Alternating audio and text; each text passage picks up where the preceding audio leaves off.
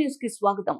అంబేద్కర్ పై అనువాది అమిత్ షా వ్యాఖ్యలు దేశద్రోహమే. గ్రీష్మ కుమార్, జిల్లా సహాయ కార్యదర్శి, ఐఎఫ్టియు.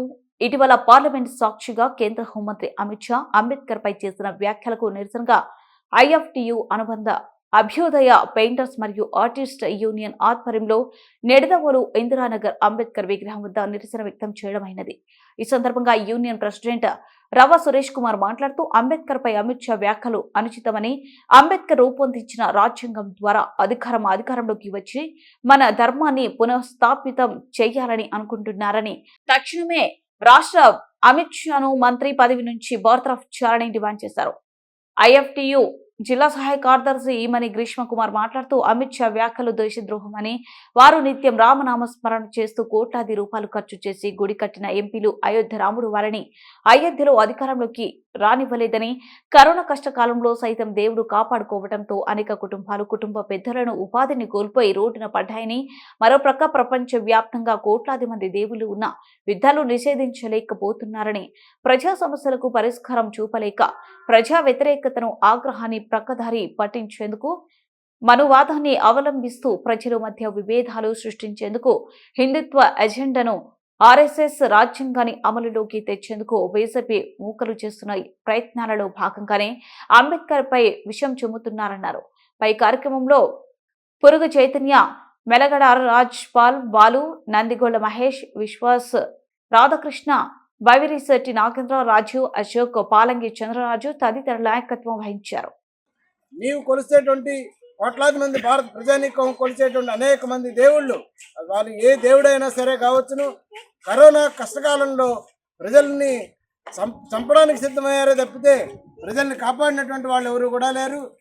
మరి కరోనా కాలంలో దేవుణ్ణి పూజించే ఏ మతస్థుడైనా, అది పాస్టర్ కావచ్చు, పూజారి కావచ్చు, ముల్లాలు కావచ్చు, ఇవాళ నువ్వు ఏదైతే అధికారంలో ఉన్నావో మంత్రులు, మినిస్టర్లు, ఎంపీలు, ఎమ్మెల్యేలు అందరూ కూడా ఆసుపత్రుల్లో చేసుకొని వైద్యం చేయించుకున్నారే తప్పితే, బతికిన వాళ్ళు బతికారు, చచ్చిన వాళ్ళు చచ్చారే తప్పితే నిత్యం పూజలు అందుకునేటువంటి ఈ కోట్లాది మంది దేవుళ్ళు ఎవరూ కూడా ప్రజల్ని కాపాడలేదు. ఇప్పటికీ కూడా ప్రజలు తినడానికి తిండి లేక, ఉండడానికి ఇల్లు లేక, కట్టుకోవడానికి బట్టలు లేనటువంటి స్థితిలో అనేక దుర్భరమైనటువంటి జీవితాలు అనిపిస్తూ ఉన్నారు. ఇప్పటికీ మీరు నెలకు 5 కేజీల బియ్యం ఇస్తే మాత్రమే ఇచ్చేటువంటి పరిస్థితి భారతదేశంలో ఇంకా నెలకొని ఉందంటే ఈ దేశంలో పేదరికం ఎట్లా ఉందనేటువంటి తెలుస్తూ ఉంది. మరి దీని అంతటిని కాపాడడానికి ఏ దేవుడు కూడా ముందుకు రావటం లేదు. ఇప్పటికీ కూడా ఎక్కడితే కానీ డొక్కాడినటువంటి పరిస్థితులు రోజులు గడుస్తూ ఉన్నాయి. నీవు పూజించేటువంటి దేవుడే అయోధ్యలో నువ్వు కోట్లాది మంది ప్రజానీకానికి ఇంకే మంచి చేస్తాడని చెప్పేసి కోట్ల రూపాయలు ఖర్చు పెట్టి అయోధ్యలో గుడి కట్టారు. మరి రాముడు, నీవు కట్టినటువంటి రాముడు కూడా అయోధ్యలో నిన్ను ఓడించారే తప్పితే నీకు అధికారాన్ని కట్టబడడానికి రాముడు కూడా నీ పక్కన లేడు. నీవు కానీ, బీజేపీ కానీ, ఆర్ఎస్ఎస్ కానీ, హిందూ మత సంస్థలన్నీ కూడా ప్రజలు మరి తెల్లారితే రాముడు రాముడు అని చెప్పి పూజలు చేస్తూ ఉన్నారే. మరి అలాంటి రాముడు ఇవాళ నీకు అధికారానికి దూరం చేశాడు, నిన్ను ఆయనే ఓడించాడు. ఉత్తరప్రదేశ్లో నువ్వు ఓటమి పాలయ్యావు.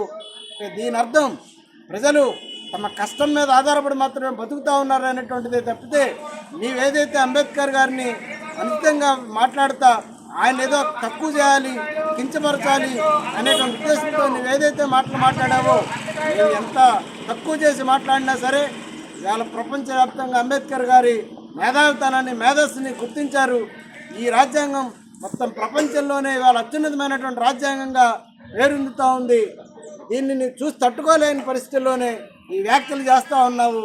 అందుకనే నీ తక్షణం నీవేదైతే అంబేద్కర్ తన రాజ్యాంగం ద్వారా హక్కులు కల్పించి వాళ్ళు నిన్ను కేంద్ర హోంమంత్రి స్థాయిలో నిలబెట్టారో ఆ పదవికి నీవు అనర్హుడివి, తక్షణమే దాన్ని రాజీనామా చేయాలని చెప్పేసి పార్లమెంటు సాక్షిగా ఈ దేశ ప్రధాని క్షమాపణ చెప్పాలని చెప్పేసి కూడా డిమాండ్ చేస్తా ఉన్నాం. గ్రీష్మ కుమార్, భారత కార్మిక సంఘాల సమాఖ్య, ఐఎఫ్టియు, ఉమ్మడి పశ్చిమ గోదావరి.